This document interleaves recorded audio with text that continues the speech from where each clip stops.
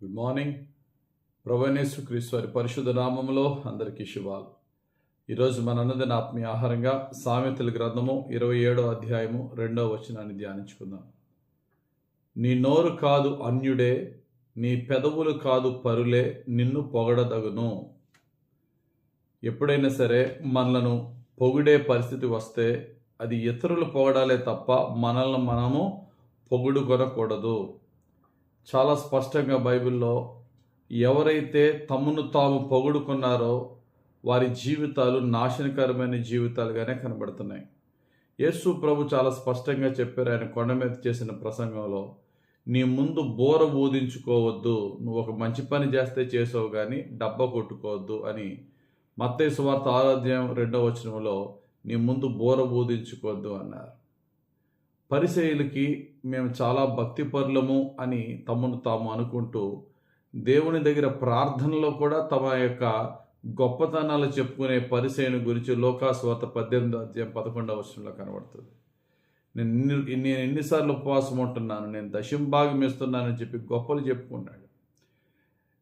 ఎప్పుడైనా సరే ఒక వ్యక్తి గొప్పలు చెప్పుకుంటున్నాడు అంటే ఆ వ్యక్తి దిగజారిపోయిన స్థితిలో ఉన్నాడు అని. రాజైనా సరే నెబుకద్నెజరు తన్ను తాను పొగడుకున్నాడు.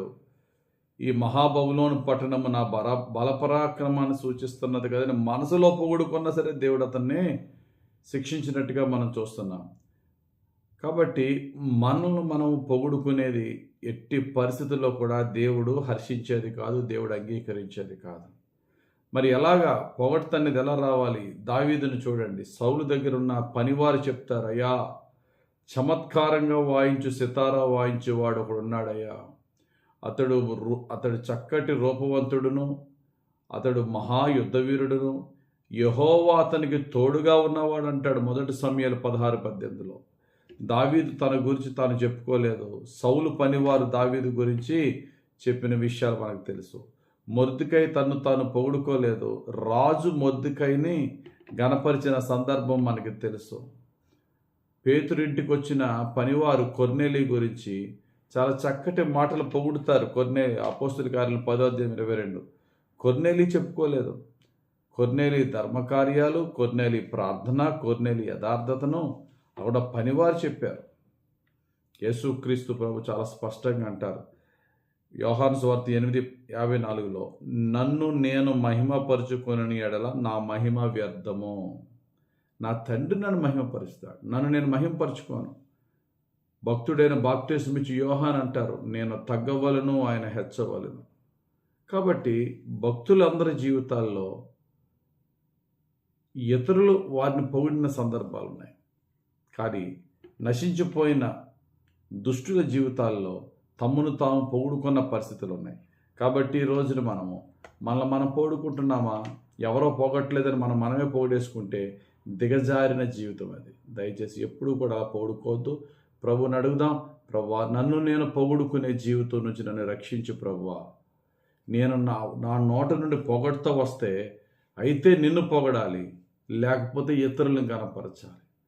ఘనత విషయంలో ఒకరినొకరు గణపరచుకోండి కానీ ఎవరికాలు గణపరచుకోవద్దు అంటారు పౌలు గారు.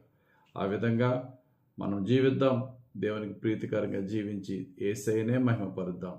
సమస్త ఘనత మహిమ ప్రభావము ఇప్పుడెల్లప్పుడు పరమ తండ్రికి ఆపాదిద్దాం. యేసయ్య ఈ వాక్యం మన జీవితం నెరవేర్చునుగాక. ఆమేన్. పరిశుద్ధుడా, ప్రేమ కలిగిన తండ్రి, ఇచ్చిన ఈ వాక్యం బట్టి స్తోత్రాలు.